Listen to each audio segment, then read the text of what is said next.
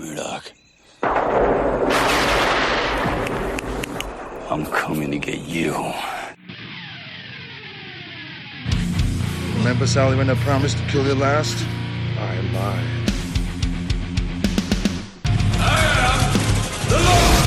Get off my plane.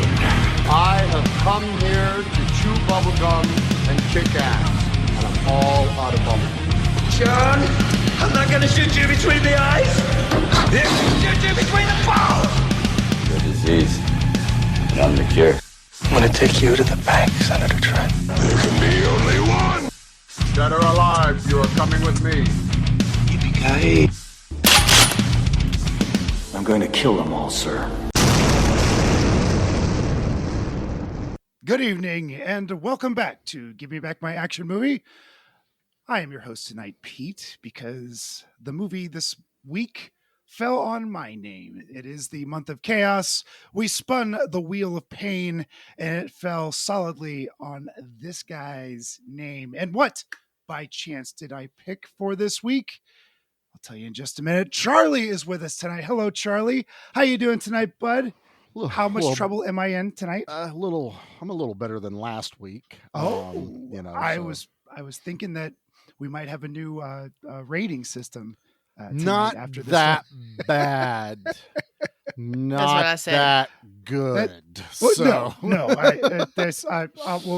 I'll talk to you a little bit about that in a minute. And with us, who is very likely going to take over, or at least that's what I've been led to believe, take over this and all podcasts all over the world.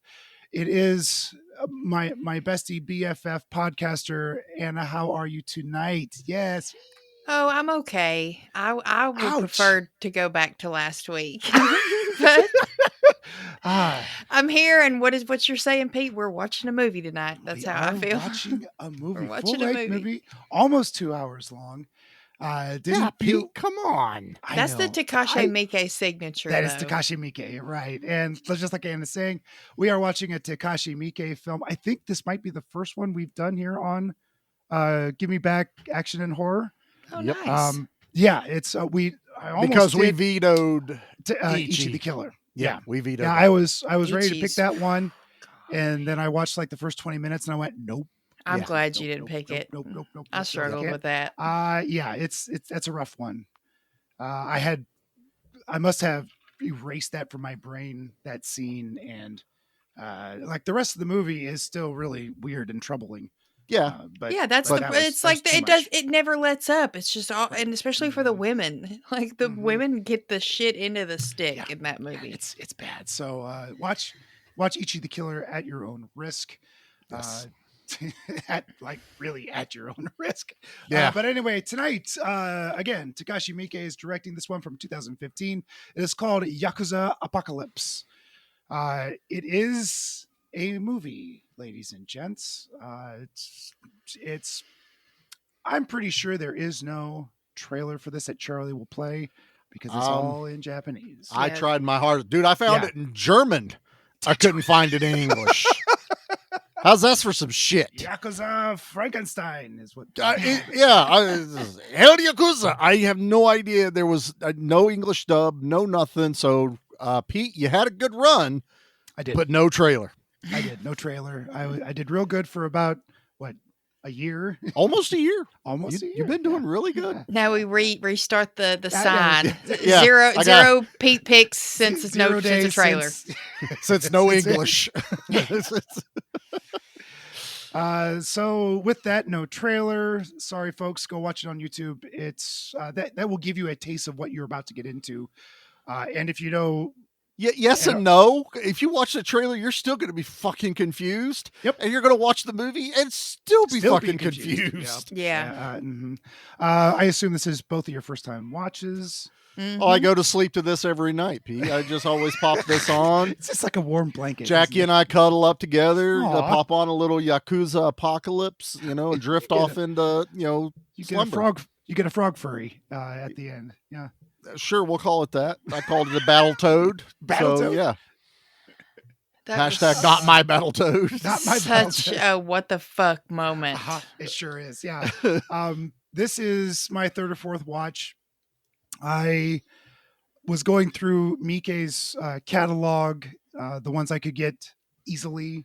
Like I didn't buy anything, but library and YouTube, not YouTube even. Like you can find a Tubi lot of had his a lot. stuff online, Yeah. streaming, and he is a very unique director. He's had something like, wait, I got it up right here. Since he started directing in like 1991, was it? He's got 120 directorial credits. Now, some of Yeah. those include some television. I took it as he's kind of like the Roger Corman over there. He is, but he's interesting. doing the directing. Yeah, Corman's he does step everything. back after a Corman while and stepped did all the back, but producing. early Corman just did everything. Even a Charles Band almost. Right. Where you just kind of, here's my thing. Let's get another one. Here's another one. That's this guy. That's Takashi Miike. He has a vision unlike any director I know. I call it drugs. Hyper violent, hyper stylized. Some of his more famous movies, probably everyone that is a genre fan would know Audition. Yeah. That's one of his most well-known movies. That's a mainstream one that kind of got out, that broke out mainstream for him. Yeah, it's very much a kind of a good for her movie too. You can categorize it with those kind of films. I've seen a lot of what he does. If he ever pops up on a movie, I usually just pop it in. One that I like that Marley might like, Anna, is called, it's 2005, I think. It was The Great Yokai War. It was a soft reboot of the original Dai trilogy of yokai monsters, which was really hard to get till Arrow put a box set out. And they put that box set trilogy out and then included the Takashi Miike remake, reimagining, whatever. And it's full of all these wonderful practical effects. Nice. It's a PG-13 movie, but it's probably because it is a little, it's not bloody violent, but it's mean in areas. Yeah. You know what I mean? we just covered a Takashi Miike movie on the Barrens that Marley ironically picked called As the Gods Will. And that one's kind of hard to find, but I big recommend. Like, we all liked it over there. Marley enjoyed it. She discovered it the same way she discovered Squid Game through a Roblox game that was kind of set up because there's like games in the movie and then you kind of play those on the Roblox game. So she suggested it and she watched it. And then once I looked it up, I was like, oh shit, Takashi Miike directed this. And that's like something totally different from Audition and Itchy and even this. So he kind of dips his toes in all kinds of different, subgenres within the genres. Blade of the Immortal is one that I think Charlie would love if you haven't seen it already. 13 Assassins is another good one. That's one I need to watch. I've wanted to watch 13 Assassins. I just haven't got around to seeing it yet. That's a real good because that's a remake too. So he remade that movie. So I'm interested in it. And if you want to see something even weirder than this movie, Gozu. That movie is no thank you. I can't even describe the movie. I've seen it 3 times and I couldn't even tell you what happens in that movie. I can't tell you what happens in this one, so I don't know how it works. I'm just like I'm boobs. I'm lost in the Matrix like I was on that episode. I did find out that Yokai War Miike just put out in 2023 Yokai Wars Guardians, and I think there's a Daimajin in it. And those of you who like the kaiju, I'm talking to you, Dan, over at Dissect That Film. This has a Daimajin in it, and I had never heard of it. This slipped through my fingers, and it's on Amazon Prime. I'm going to watch it tonight or tomorrow because I need that completion. Anyway, so here we are.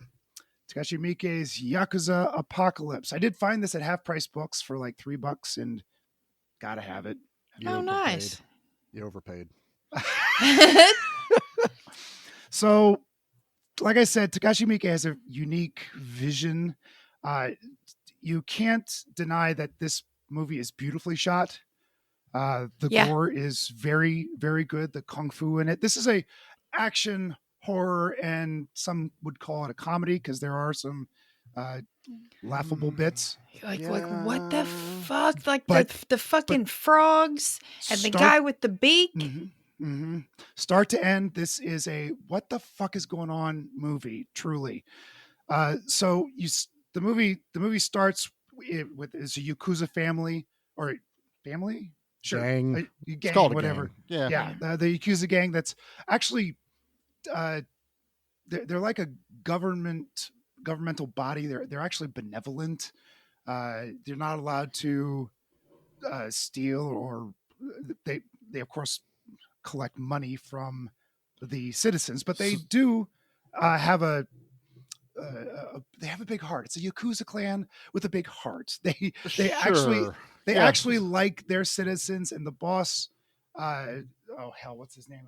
Genyo is he's the leader. He's an older fella, and the opening scene is him attacking another Yakuza clan and getting just Fucked up. shot. He's Annihilated. He's getting fucked up. annihilated, Yeah. and keeps coming. And you're like, what the fuck is going on here? And then it goes to better times, and you see his right hand man sort of come up through the ranks. And this the young man, his first name is Akira. He shares the same vision as Genyo does. He wants to be a benevolent Yakuza leader. Yeah, they're dealing in probably terrible things off to the side, but they're taking care of families in the city and defending it from outsiders as well. Yeah, that was the hardest thing. It was about halfway through the movie before it clicked with me what was going on with this particular, because we watch a lot of action movies, and to do see a lot of movies that involve the Yakuza. I mean, hell, we just did Punisher over on B Action. Yakuza Kill Bill. bad. We just did that. Kill Bill. So immediately going into this, okay, we're going to follow the worst of the worst of gangs. It's like their mob over there. But this one was different. He was an outlier, it felt like, as far as Yakuzas. He had his own little district. Yep.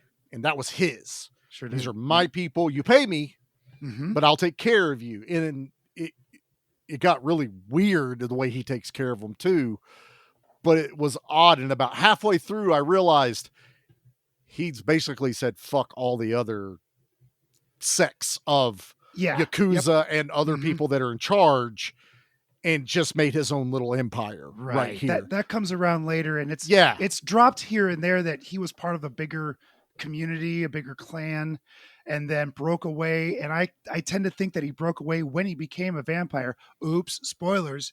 The boss is a vampire. I know. I was like, what? Yeah. I didn't watch the trailer to this. I didn't either. I was like, because first it started off with, I'm like, this guy's badass. He's kicking ass. He reminded me so much of the guy that played the landlord's husband in Kung Fu Hustle. He had the same kind of haircut, mannerisms. I was like, is that the guy? He's not, but I was still okay with it. But I was digging on this guy, and then all of a sudden they get into the blood, and I'm like, why are we drinking? What is blood? What is going? Oh, fuck, he's a vampire. Holy shit. And then the movie just kind of snowballs from that. Like, Pete, I don't want us to walk through this because there's no way to walk through this movie because we're not going to make any sense whatsoever. This, I want to hit on some of there are some downbeats I really want to point out so that if our audience wants to watch this, maybe this will help a little bit. My number one warning, and I apologize, I should have told the both of you this movie is completely nonsensical. It moves from point A to point B, and it maintains a razor thin story plot that they just keep throwing shit at the wall, and some of it sticks and some of it goes away, some of it pops back up, and it's just all over the place. And my biggest recommendation is just watch it and have some fun with it. Don't try to make any sense of it, because it don't make no sense. That would have been nice to know. I'm so sorry. I'm trying to be fair, because one of my biggest things I bitched about last week is story. Yeah, this Terrifier didn't have a story that I could follow. Unfortunately, this one, I'm trying to watch it and I'm going, the fuck is going on? Like, Terrifier had a better story than this one, apparently, because I at least could follow a little better. I could somewhat follow it. Anna done fell over. She's on the fell floor. out, y'all. She's on the floor. I'll take it. Take the compliment. Because this one, I am catching bits and pieces of a lot of shit. There's a lot of stuff, too, that I feel like as...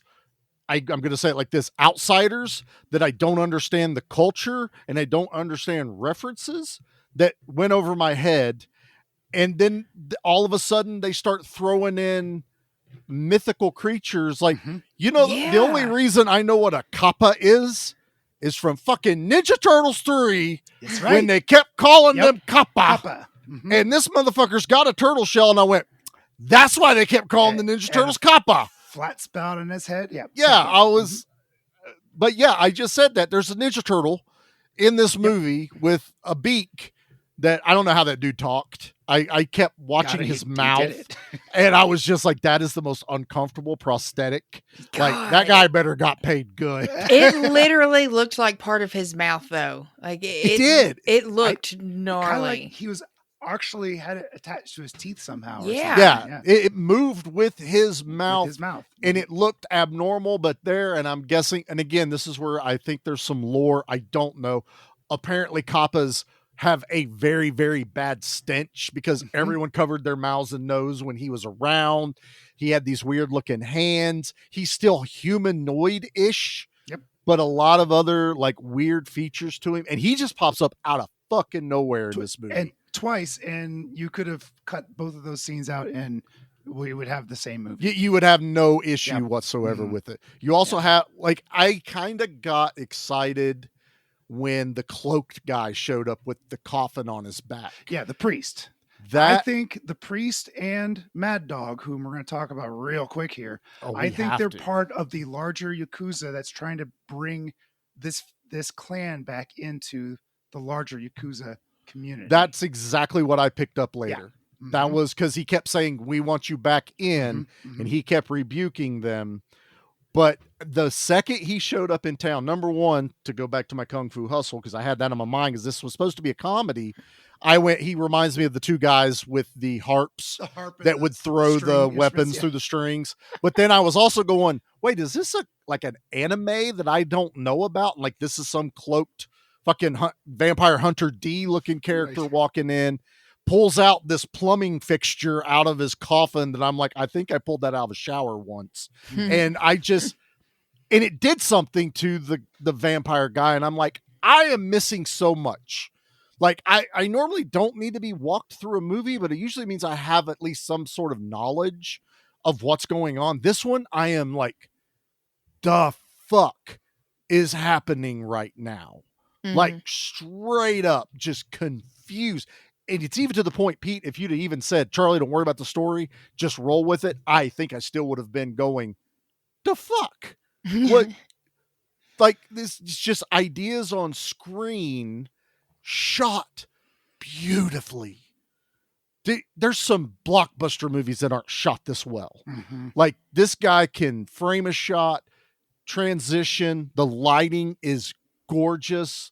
Like, dude, quit making movies and create movies, if that makes sense. Don't worry. Don't try to put any of your ideas on film. Just bring it to life on film, because he is masterful at that. Story-wise, no. I am lost 1000%. I loved the boss's second hand, which it turns out to be our main character we end up following. I forget what his name is in this. Akira, I'm thinking, or whatever. The guy that pulls his protege. Yes, his protege, the guy that Kageyama Akira is his name.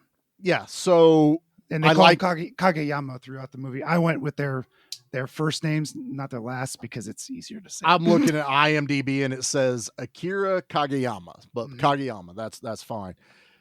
I like that guy.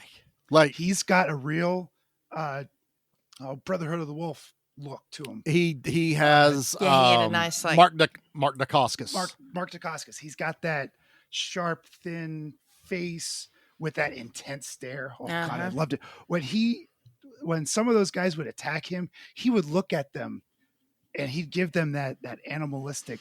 He looked like the vampire from 30 Days of Night. Yes. The bald one running around. Mm-hmm. I kept going, why is this so familiar? Vampires. Yeah, But vampires. I was like, he's got that look about him that I was like, okay, I'm down with the characters, how they looked, everything. Their acting is actually not, except for the Kappa, and you'll hear about more as it goes. But the main character's acting in this was great.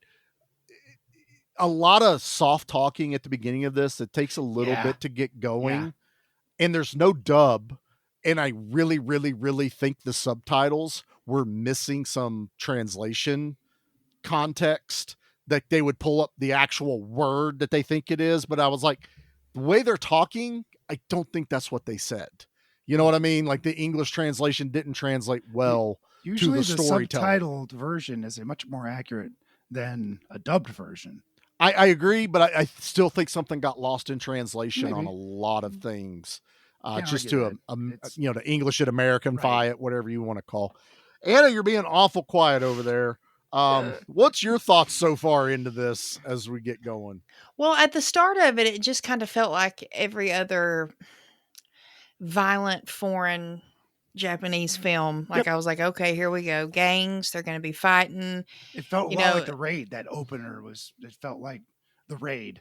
Yes. Mm-hmm. There was a slight little rape scene at the beginning that it was kind of a, 15, 20 second kind of thing. It was brief. I apologize. Oh, it's okay. You let us know. It's okay. And I think did you mentioned not say something whenever I got Pete's pick on the wheel, and I go, "Oh God, tell me there's no rape in this." He's like, He's like, I'm not sure. Yeah, he couldn't remember. So that's just kind of what I thought was gonna happen for the rest of the movie. But then it also wasn't titillating, and it immediately got justification. Yeah, that's true.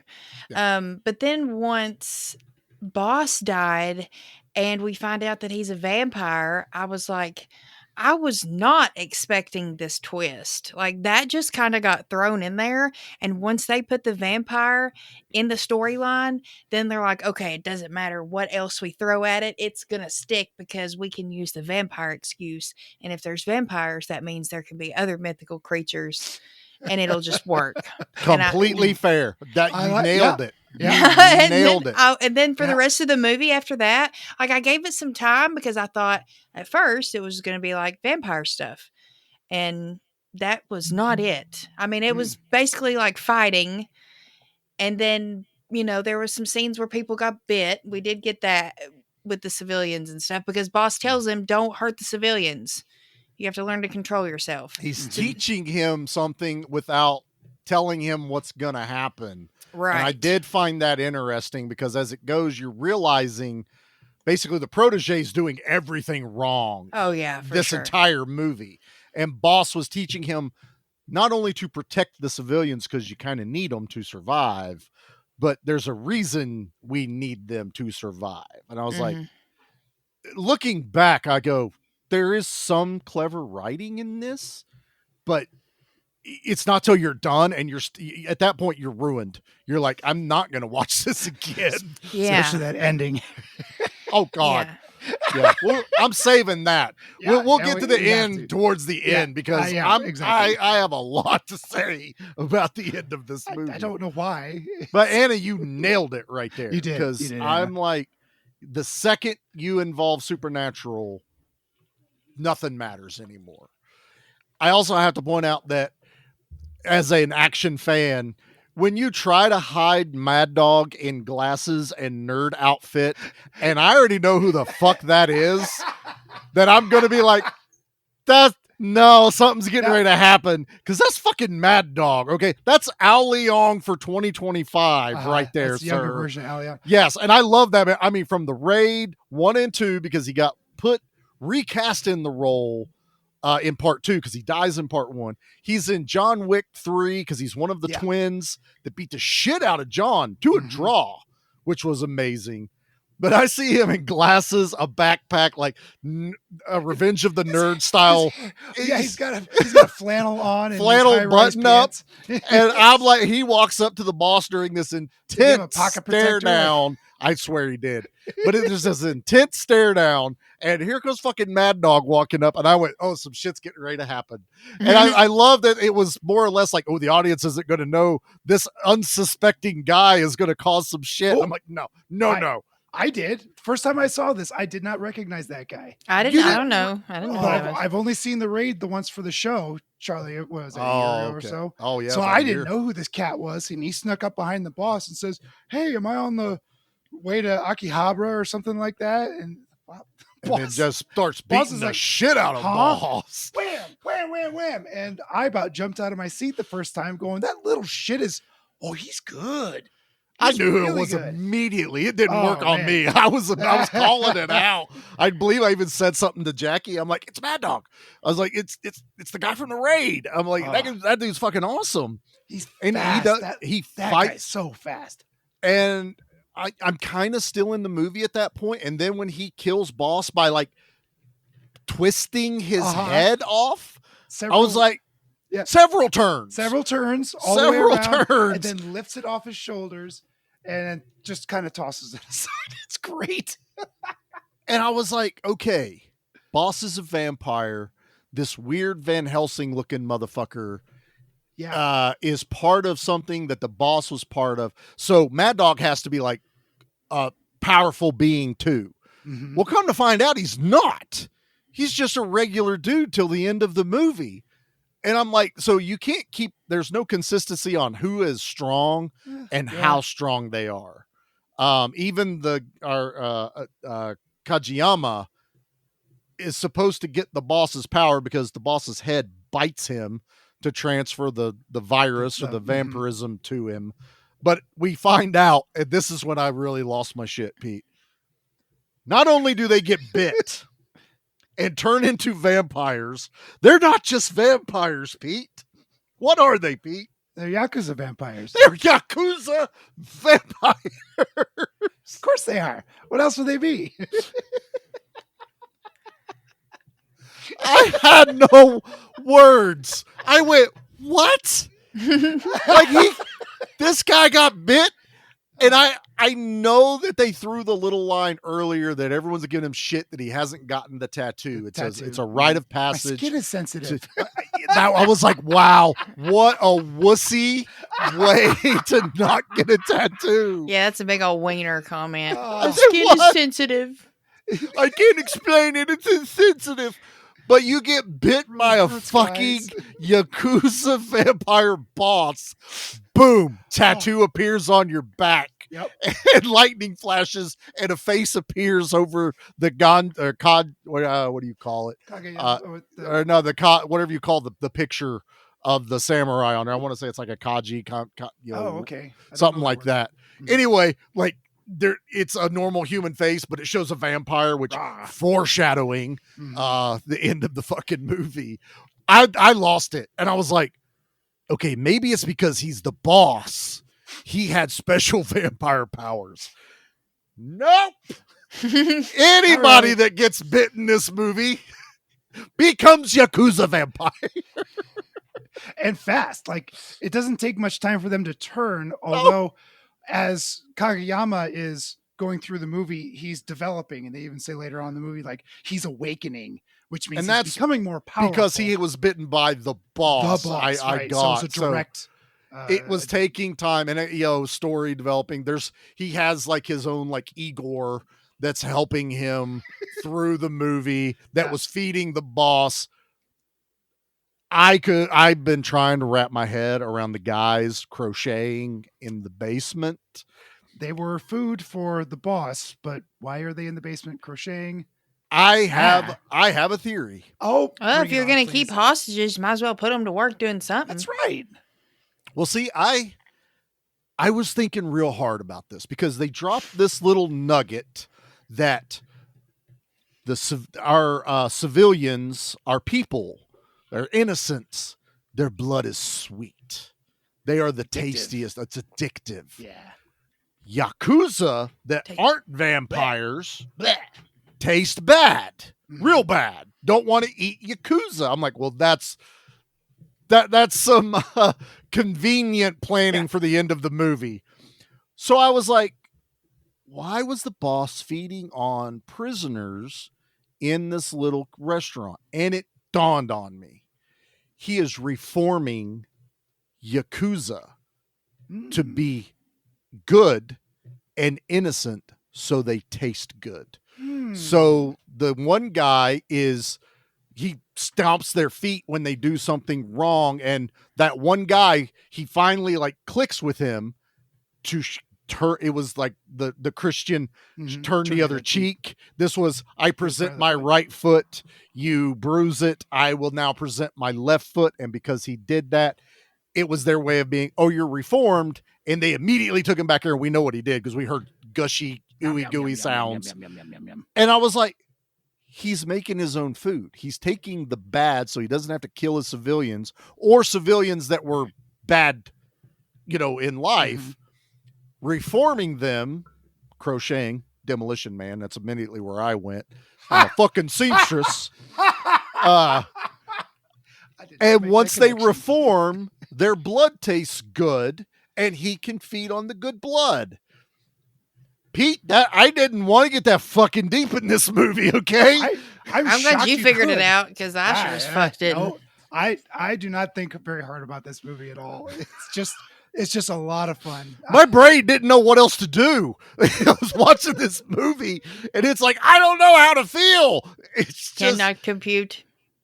Yes. I an error 404 running across my brain. That's how I felt. Most of this movie. Except mine were green letters and they were going down like the Matrix. Error 404, error 404. Just shorted out. It wasn't ones and zeros. It was just zeros. Yeah. Just one of the zeros going down. It was one of the biggest what the fucks for you, Anna. Like, what did you say that with your mouth open going, what, huh? The damn frog. The frog, guy in the frog costume. I was like... At that point, I really just could not take it seriously. And I wish I had gone into it knowing not to take it serious from the jump. But because of the way it started and me not watching the trailer, it just turned into a totally different movie and one that I just did not understand. And it was really hard for me to pay attention to. Like, I paused it a bunch. I'm not going to lie. But the damn frog showed up. And then once they finally kick his ass enough and get him out of the suit, not only is he like have a man's body, but he's got another frog head that's kind of similar to the beak guy we're talking about. And he's got like Kermit. Yeah. You look like Kermit the Frog's fucking head on this dude. Yeah, and hands, and then a human body with an like white tape, an X over his belly button. Yeah, King Hippo. King Hippo, right? King Hippo from Mike Tyson's Punch Out. And guess what? Guess what? Same weakness. Yep. You remember how you beat King Hippo? You hit him in the belly and you punch him in the mouth. This guy, you do basically the same thing. And that's how you beat him. They're kicking each other's ass for what seems like forever. Yeah, it's a long This fight's way long. And then all it takes is to rip that tape off. And he's like destroyed. Yeah. And I was like, what is this movie? What is happening? And I don't know if we've explained this yet. We've said frog costume. Yeah. It looks like a bad middle AAA baseball's mascot. It's like a little league. Like some little league it's costume. The New Orleans tadpoles. And there you go. Yeah, you'll watch the little fuzzy frog. The mascot. TikToks where there's like some guy in a little panda suit and another suit, and they're hitting each other with bats, and they're running around a mall. It's that. It's that. This guy, and they do that. This one gets a bat. It beats the shit out of the prisoners in the basement for whatever reason. He's mad about something. Pete, you want to know what my what the fuck moment was? I was going to ask. I wasn't going to let you slip by. Oh boy. Lady Boss's fucking head her blowing pus out her goddamn ear. That was fucking gross. It was amazingly gross, and I have no idea what that was all about. I got nothing. No clue. That one scene though, when her ass came to that room, she keeps saying, "I hear dripping." Yeah. And they keep telling her, like, no, you're not hearing anything. It's okay.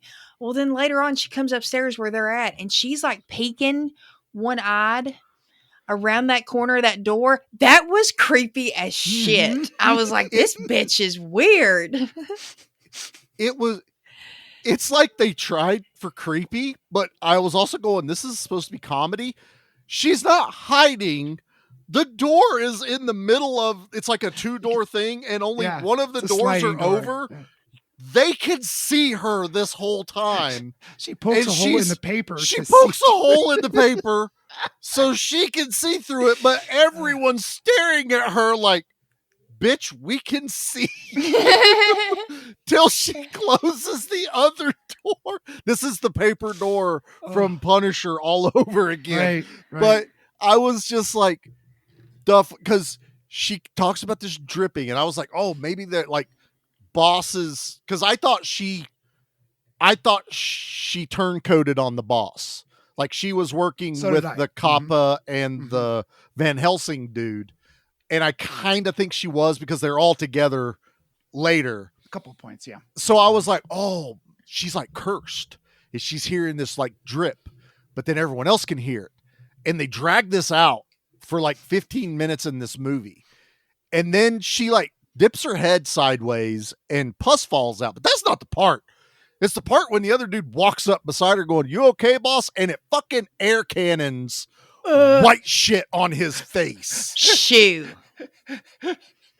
I was like, the fuck was that? I think I put it in the chat this morning. Yeah. What am I watching? What the fuck am I watching? And then he took a picture of the frog on the TV. I got no explanation. I got no explanation for the pus ears. I mean, the frog was like, the beast is coming or something. They kept saying the great terrorist or the super terrorist was coming. That was the frog. Yeah, and that's where I think translations was getting fucked up, because I was like, that doesn't make sense. Why is he a terrorist? It should be like it's called Yakuza Apocalypse. It should be the apocalypse is coming, and this is the apocalypse. Yakuza vampires. Yeah, I'm already out of it by now, Pete.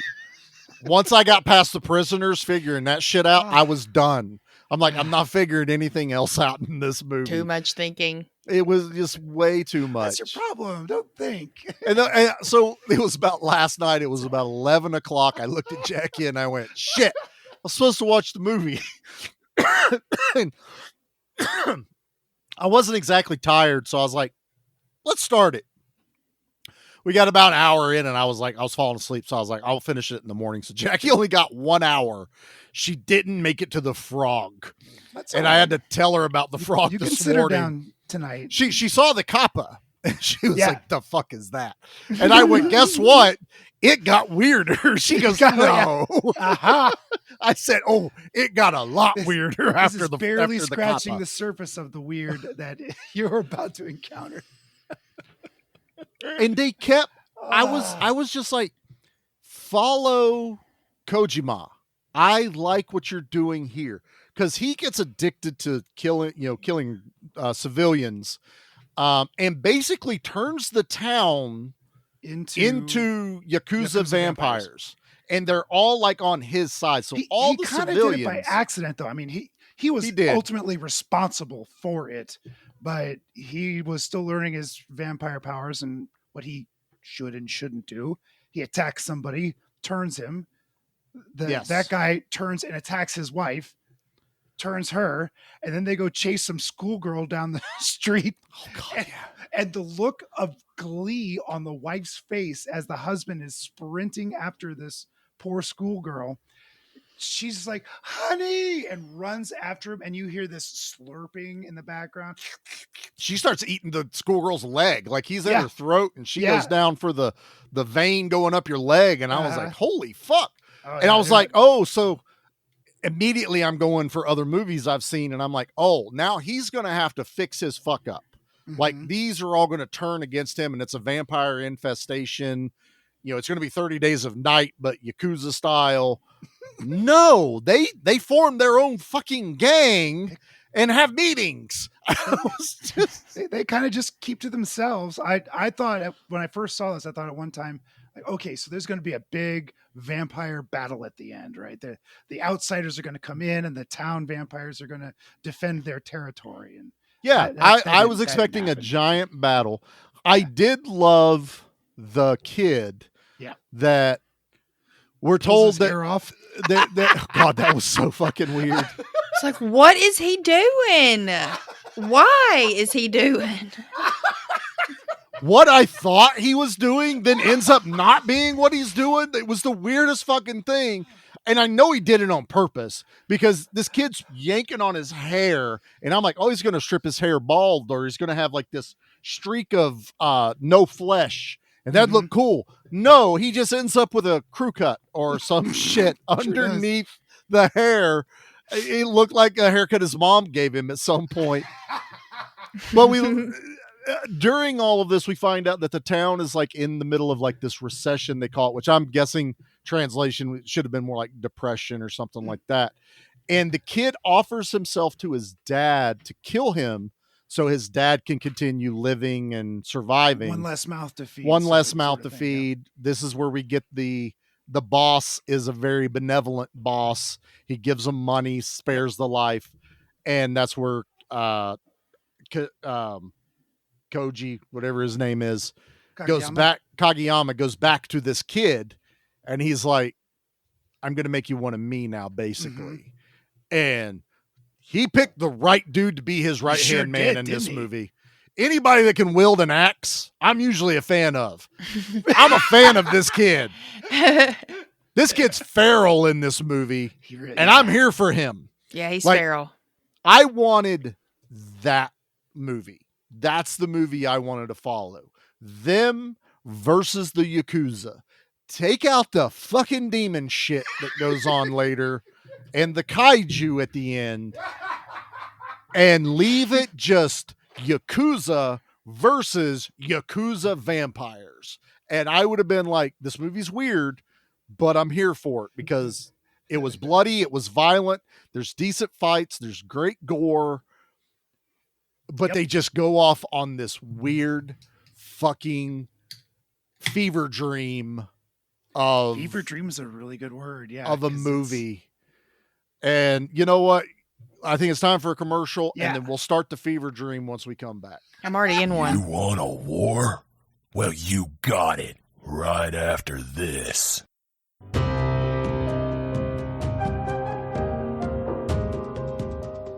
Do you like horror movies?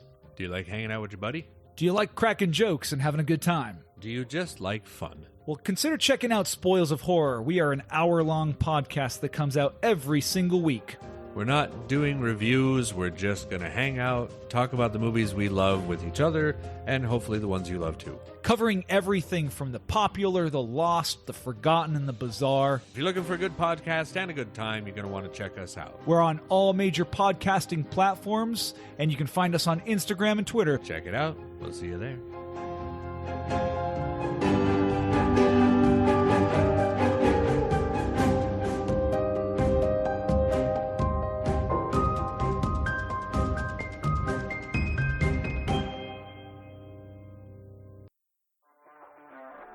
Sharks of the Corn? Virus Shark? Cocaine Shark? Sharktopus? Yeah, those are all real movies. Join me, Steve Coates, as each week I take a comedic look at the bizarre world of sharksploitation cinema on Bucket of Chum, the Shark Movie Podcast. I didn't come here to talk. Lucky for you, they did. So I want to touch back on something we mentioned a little bit earlier, and that's the rules of the civilian's blood is sweet, Yakuza blood tastes like shit, because it's really, really good plot armor it sure for is. the end of this movie. Because normally you'd be like, okay, all the vampires are just going to bite the real Yakuzas and the movie ends. No, they don't wanna. And they literally basically go, yeah, we're not going to eat you. And then proceed to fuck with them. I don't know if that's where he got lost in his lore, and then he's like, well, now who are they going to fight? Let's throw in some weird mystical shit. because that's how it feels. It feels like the Kappa, the frog deity, everything is just secondary. My dude Mad Dog does not get the reverence he needs in this movie. I kind of like that last fight between him and No! It was hilarious. It was so funny. Okay, look. Before we get to what's fucking happening during this, I'm loving our main dude. I know Kajiyama. And he's getting stronger. We've been told he gets stronger. He's getting better with every fight. Mad Dog, in some weird scene, has a fucking shock collar light bulb on his head, and he's vibrating in a basement. And I don't know how I caught it. I don't know how I fucking understood what was going on. Basically, they gave him the boss's blood that they took from the body and were electrifyingly, getting him amped for this fight, because he has the Yakuza tattoo on his back. Yeah. He was not Yakuza. He was something else. Oh, that makes sense. Okay. Because there's a little part where also they speak English in this goddamn movie, Pete. Some people do, yeah. To the priest and Mad Dog both speak English. Why? I don't know. And the people speaking Japanese understand it perfectly. Yeah. I thought I was going crazy for a minute. I'm like, shit, I know Japanese now. No. They're speaking English. Pete's made me watch so many goddamn Japanese movies. I can speak it now. But they do my Mad Dog. They give him a power up. They give him the super soldier serum for vampires. Sure did. And then we get this showdown where Mad Dog and Kajiyama face off, and Mad Dog rips his shirt off, and it shows this kanji tattoo on his back, which looked like a dead dog. Why are dead dogs a thing in this movie, Pete? What's the dead dog? I'd say only the fucking frog dude riding a bike has a dead dog in the basket of his fucking bike. I didn't notice that. I didn't catch that. And so Mad Dog, I was like, why not just give him a Mad Dog tattoo? That would have been funny for those that know who he is. But it's like this spirit of a dog Yakuza tattoo. So I'm like, all right. I literally, to myself today, Pete, got to that point and went, okay, this movie fucking blows, but if this fight is anywhere near as good as I think it's about to be, this movie's going to get a pass from me, because these guys are going to kick the shit out of each other. This is going to be an epic martial art, kicking, jumping, flying, blood spitting. Motherfuckers. They punch each other till one gives up. It's basically like the slap with the tortilla kind of thing. That's exactly what it is. See who breaks first? Who spits blood the furthest out of their mouth. And they punch each other simultaneously. At the same time. They hit so all I could, so the only thing I gleaned from that was they're both powered by the boss. So they're using the boss's ability. So it's who is more boss than the other one, I guess. And this goes on for fucking ever. Yeah, it did go on for a long time. You ever watch Family Guy? And they love doing the joke where Peter falls down and hurts his knee. And he's like, and you're waiting it to stop. And the moment you think it does, it goes again. That's this fucking fight. And I'm just sitting there going, fuck you. You took away the epic fight that this movie A deserved, B I deserved, and I don't fucking get it. I was so mad. I was so mad.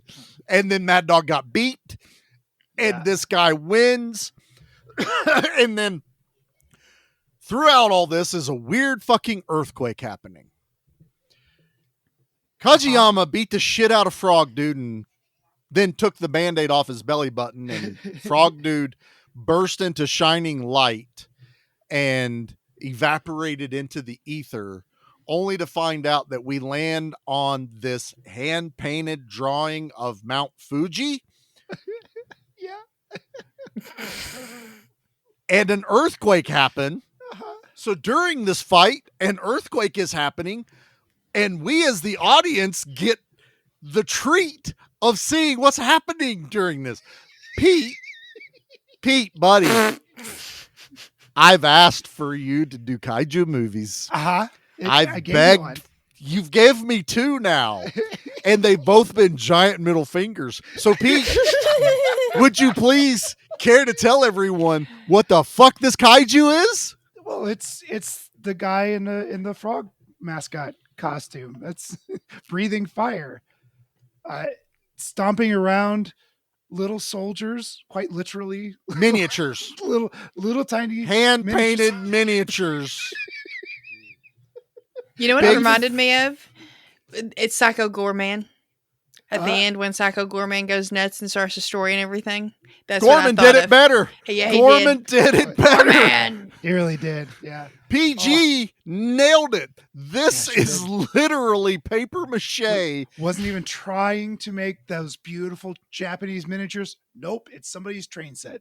And how do we differentiate between the giant kaiju frog monster costume and the little frog monster costume? Big one's breathing fire. No, there's something else. Oh, is there something else? There's something else. It's wearing a little tiny crown on its head because it's the king kaiju frog. There is a tiny crown on this fucking thing's head. I love it. And when the frog fights the guy in it's like Power Rangers, when it's in normal form before Rita Repulsa hit it with the ray and made it really big. So it peels. You find out that the costume is a costume, and he peels it off, and it starts at the mouth. And there's this little port, the window where you can look, where you can see. The giant kaiju has the same fucking thing. Yep. And it opens the same flap to the same hole, but CG fire comes flying out. CG fire comes out of it. Yep. And as soon as the CG fire comes out, it has to pat its own fucking mouth so it doesn't catch on fire. I'm laughing way more than I was when I watched this movie. Because I'm watching this movie going, I fucking hate you. I hate you, Pete, so much. I hate this fucking wheel. I hate this fucking month. I hate clowns. I hate frogs. I hate all this shit. Oh, shit. Pete, how did this movie end? Because they don't defeat the kaiju. No, kaiju's still running around. It's still running around destroying something. Which is what I'm taking as the apocalypse in Yakuza Apocalypse. Yep. But Kojima beats the shit out of, punches Mad Dog. Sorry, doesn't beat the shit out of him. Punches him. Mad Dog falls over. Mad Dog falls over. Girl shows back up. I didn't even want to talk about her. She is such a non. Yep. Why is she in this movie? She's easy on the eyes. Well, she's easy on the eyes. He did rescue her. Mm-hmm. I swear this guy was trying to make his version of Kung Fu Hustle because she's Lollipop Girl. That's basically what she is, at the end of this. Look, Pete, who did Kung Fu Hustle fight at the end? Oh, God, I don't remember. The big guy that acted like a fucking frog. He had the frog power. Who does this guy fight in this fucking movie? He fights a fucking frog. A frog. They made Boss look like Landlord's husband. Like, don't tell me this was on accident. Don't tell me that. I doubt it. So, hard cut. I don't know why. Hard cut from him beating up the other Mad Dog. No shirt. Hard cut to him having a cloak on. Yeah, don't worry about that. Yeah, don't worry about that. Don't worry about why he's wearing a cloak all of a sudden. So he can reveal an actually kind of badass looking vampire. It's a really badass monster. Yeah, he changes from human to man bat Yeah, very much Man-Bat. Pretty decent CG. I mean, I didn't hate it. It's not gonna win any awards. No, don't get me wrong, but the final design as he morphs into this thing with these giant ass fangs out of his mouth, like camera only pointing down, and yes, his fingers extend. You got these big ass wings. It looks just like Man-Bat, only cooler. No, less fur. Man-Bat was brown and fur. You're this right. guy's kind of stayed skin tone. Still human, skinny, sort of. And then he hisses at the camera. Yep.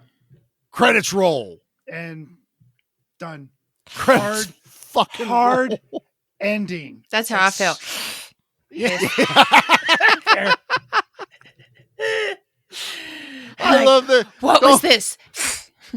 Don't think we're not letting Anna talk. Anna has already been like, I'm trying real hard not to be Nate right now, but just nothing nice I can say.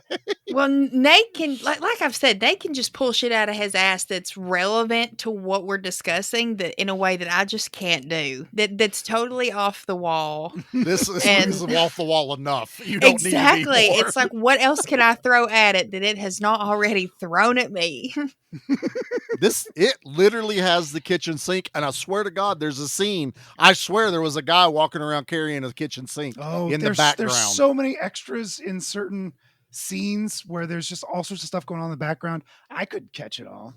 So no conclusion to the townspeople turning into vampires. Nope. No conclusion of the Yakuza wanting this guy to be part of the Yakuza or the human Yakuza. Okay. Oh God. When Kojima's friend whips out a fucking grenade and throws it at Frogman, and Frogman, it lands in front of his feet, and he walks over. Oh yeah. Stands on the grenade.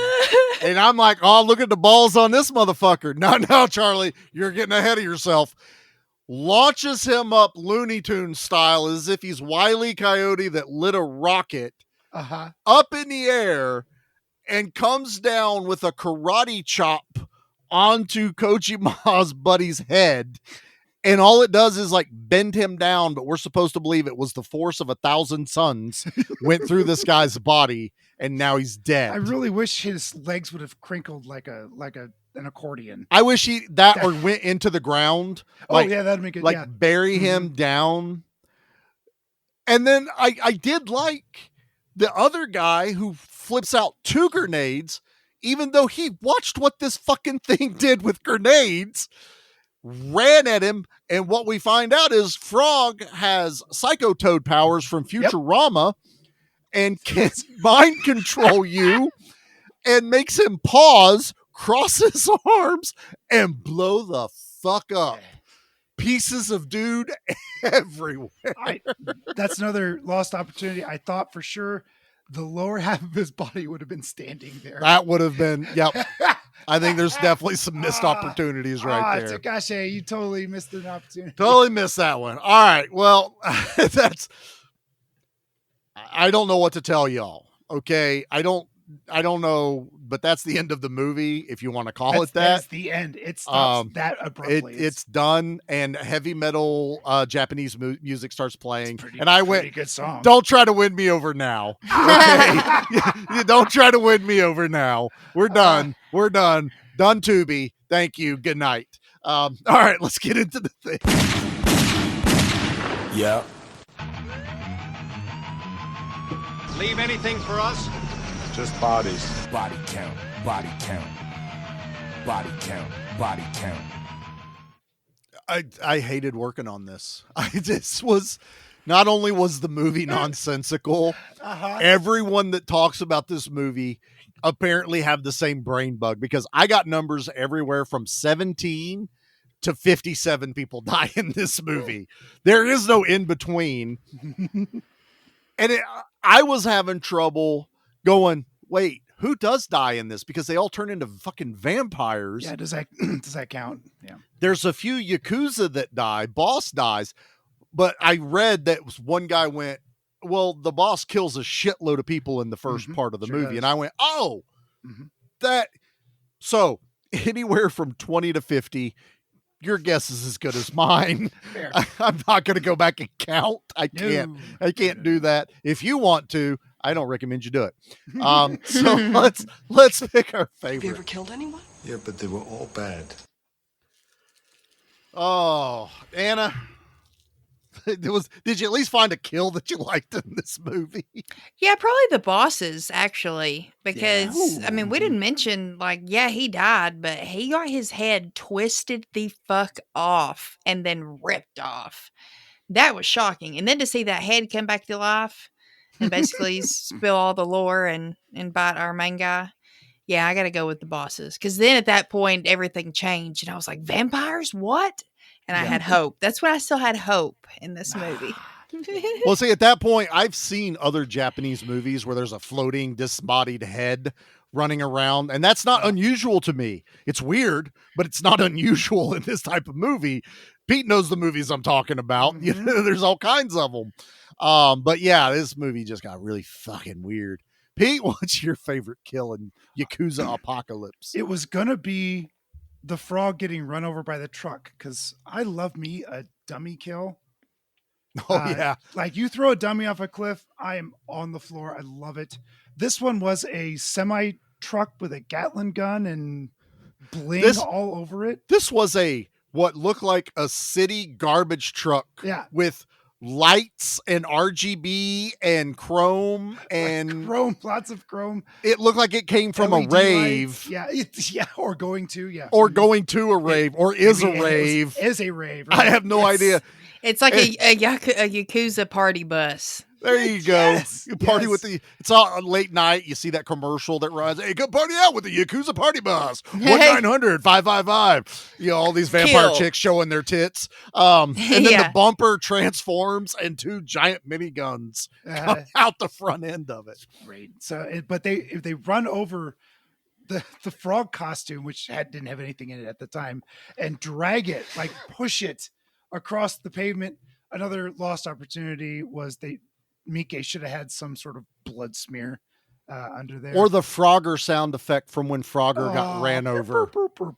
Exactly. But Frog didn't die at that point, so I'm going to go back to the boss. I'm going to agree with you, Anna. That was clearly the best kill.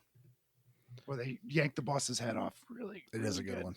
It is a good one. Charlie.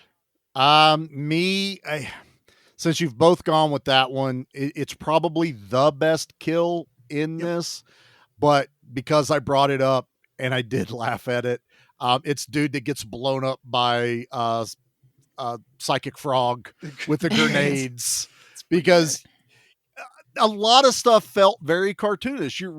I really started questioning, like, has anyone fucking died in this movie?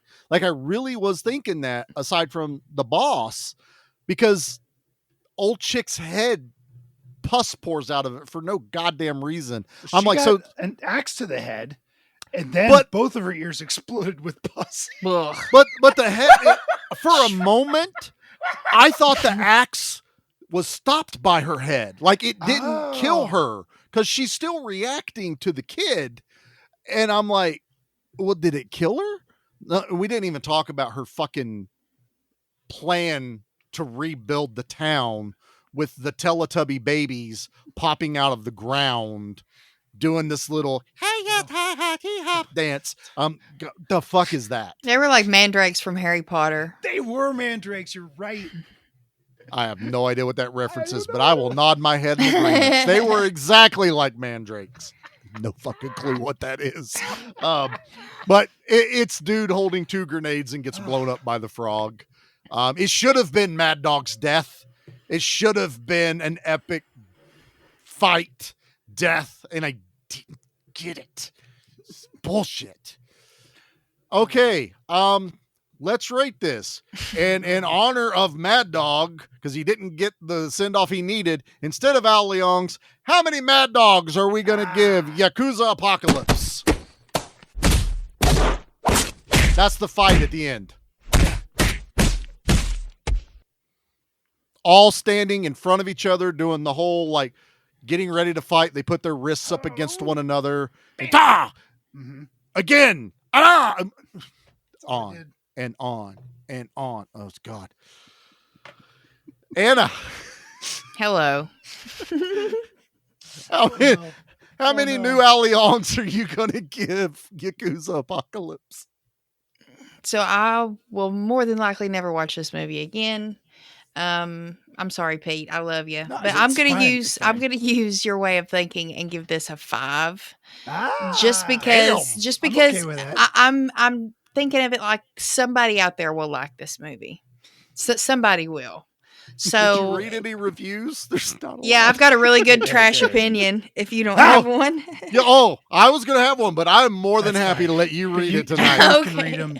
This movie deserves all the trash. I mean, it could be. I could probably go a little lower, but I mean, you're an adult. Make your own decision. If you want to watch it, it's on Tubi. It's free. Yeah, it's free. Yeah, sure. Or come over to my place. I got the DVD. There you go. $3. You overpaid.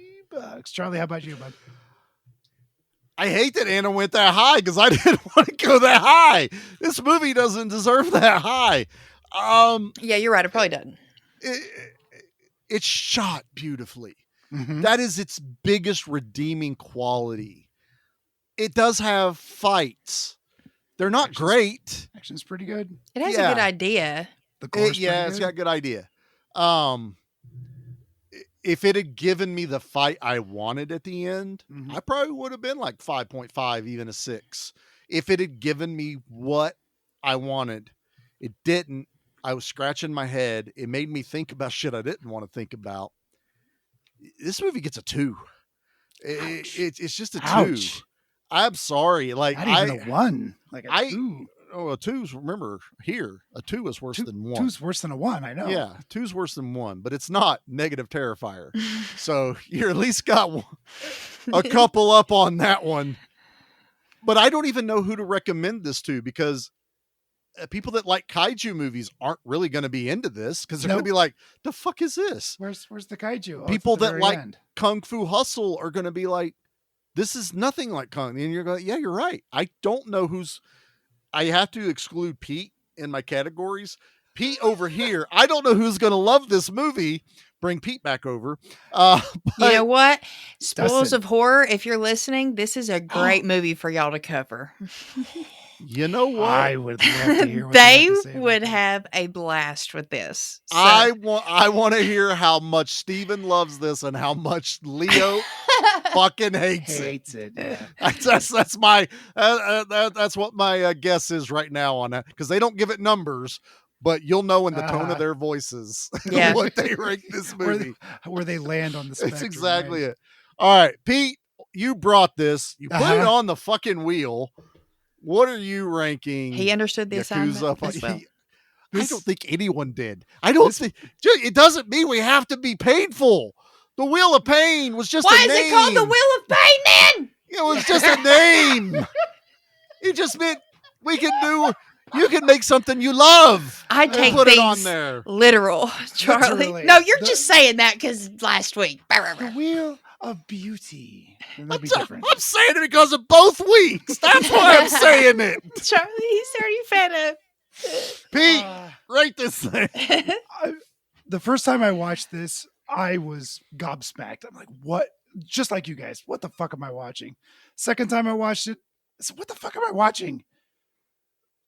I can't in good consciousness give it any higher than a 5 because you're an adult. Watch it or don't. It is weird. It is wacky. It is it's beautifully shot. I think it's well acted. I think the gore and the special effects for what it is are all excellent. There's no expense spared. I have to agree. That's the bitch of it. I have to agree with that. It's a really well done movie. What's going on with the story, man? Watch a John Waters movie. I mean, what the fuck's going on with those films? Takashi Miike doesn't even know what the fuck's going on. No. So if you understand what you're getting into to watch a Takashi Miike film, I think you should watch it because it is a lot of fun and it's ridiculous and you will laugh your balls off as long as you don't think too hard about it. But I'm going to go 5 because you're an adult. Try it out. This adult watched it. So that adult made two other adults watch it. 3 technically. She only made it halfway. I saved her. But okay. It's a movie. All right. Well, as we said, Anna's going to do the honors of our trash opinion tonight. So here we go. I'm the trash man. I come out, I throw trash all over the ring. And then I start eating garbage. And then I pick up the trash can and I smash the guy on the head. Oh, that's going to be a disaster. Okay, this one is from July 19th, 2016. Oh, this person gave it a 1 out of 10. Run from this like the plague. When I started watching, the only information I knew about it was the basic plot I read here, which seemed interesting from an action movie point at least, and it had a 5.5, which wasn't that bad also. Boy, was I wrong. The story does not make sense for the first 10 minutes or so. After that, it turns into an insufferable 1.5 hour plus of stupid dialogue, ridiculous characters, and nonsense scenes. I seriously can't pick one single good thing about it once it starts sinking. I managed to watch the whole movie. Don't really know why, but at least I can write this review to warn others not to make the same error. You're probably thinking, it can't be that bad. And for those who are thinking that, this is my first review on this site, and I took the time to come and write it because it really is an awful movie. The worst part is that this could have been a good movie if they didn't screw every single part of it. I even stopped to see if this was based on an anime or something because that could justify some of the ridiculousness of it. Do yourself a favor and delete this movie from your history. I've seen low-budget shorts with more quality. Now I'll go wash my eyes and pretend I've never seen this mess. Dude's out here doing the Lord's work, trying to warn people. I should have read the reviews, damn it. I should have read the review. It was shot really well, man. It was shot well. It was, but I don't disagree with this person at all. And I had but they said like they had not one good thing to say about the movie. Oh, okay, yeah. I think it is well shot. Well shot. It is well shot. And what you mentioned, the gore, the practical stuff, the acting, like even in the moments that aren't silly, the acting was great. There are good things there. I'm even here for the Yakuza vampire story. But everything else that came because of that one plot point was shit. And then I sunk after that. Yeah. Start over. Take all the mystical shit. Change Van Helsing a little bit to just be another Yakuza boss. Then have Mad Dog get turned into another Yakuza vampire. Give him the same thing where he drank the blood. And then give me a good fucking fight. And then have Yakuza versus Yakuza people, vampires. That'd have been an awesome movie. All the other shit just it takes you completely out of it. That's not a trash opinion. I actually agree with that opinion on there. So we're the trash men this week, Charlie. I don't disagree with any of this. And that's the thing. Pete's over here going like, I can't defend this shit. You watched the movie too. And Pete, that's why I love you, because you'll bring the craziest shit and you're just like, I'm not here to defend it. I'm just here to bask in the crazy. I do enjoy this because of the insanity. I'm like, what? I think I have a limit on my insanity that I enjoy. And I truly think there are people out there, even listeners, that will feel the same way Pete does. Like, I'm just at least here for the craziness of it. I got one or two that are even weirder than this, and I don't feel comfortable showing them to anyone. I'm scared. Keep them in your closet, Pete. Not on the wheel. They're not streaming. They're in my closet. Pete, I know it's June, but keep them in the closet. Okay? That's all I'm going to say about that. They'll stay there. Ooh, do I have something fun for next February? I think we should. Dustin brought something up, and I got thinking about it. I'm like, we should just put a twist on the month of Pete and give him the wheel so he could just make a giant list of movies that are batshit insane. let the wheel decide to where even Pete doesn't know how insane it's about. That would be fun. I don't mind that. I think that's fucking I'm telling you. I follow a couple people on Instagram, like they do that. They're like avid readers, and their Tubi read list is huge. So they make it like a fun reel, for Instagram. And they're like, I'm going to let the wheel pick, and then they react to it. That would be fun. I'm not against that at all. We may think about that because I'm pretty sure I'm retiring the Wheel of Pain after this year. No, never. I'm going to rename it the Wheel of Slight Annoyance, and just so people understand. Wheel of Pain is a perfect name. Oh, I love it. My pain was because the Highlander 2, which was fucking fun. I don't know how I went from Highlander 2 to this shit. I don't understand. Y'all are going to get to my picks and go, oh, Charlie was actually nice. Charlie was nice. I was pretty nice too with my other picks. I just hit the lottery right off the jump. You did with Terrifier. I did. Oh God, somebody hit the lottery. Something. Ugh. All right. Well, speaking of the Wheel of Pain, once again, we will be spinning the wheel after this episode, so you will find out. Please make sure you are following us over on Instagram at Give Me Back My Action Movies and Give Me Back My Horror Movies, as well as Nerd at the Movies, which is our very own Scream Queen Anna's. Woo, that's a tongue twister. Scream Queen. Oh God, that was worse. That was worse. It really was. I don't even want to edit it because I don't want to edit this. Quit while you're ahead, please. Anyway, go check all three of us out on Instagram. Good Beer Bad Movies on there too, once a month. I love Pete. Pete looks at me like, you son of a bitch. Why do you even bring it up anymore? But you will see the videos. Anna's been dropping them on Friday. So it gives you the weekend if you want to watch these movies. Yeah. You don't want to watch these movies. Don't. Watch it or don't. I can't in good conscience tell you to watch any of these so far.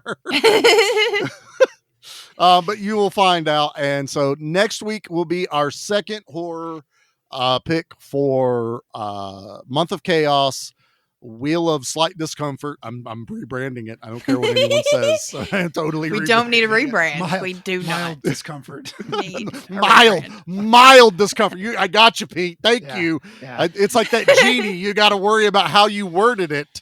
It's like, well, Terrifier was discomfort, wasn't it? Like, son of a bitch, it was.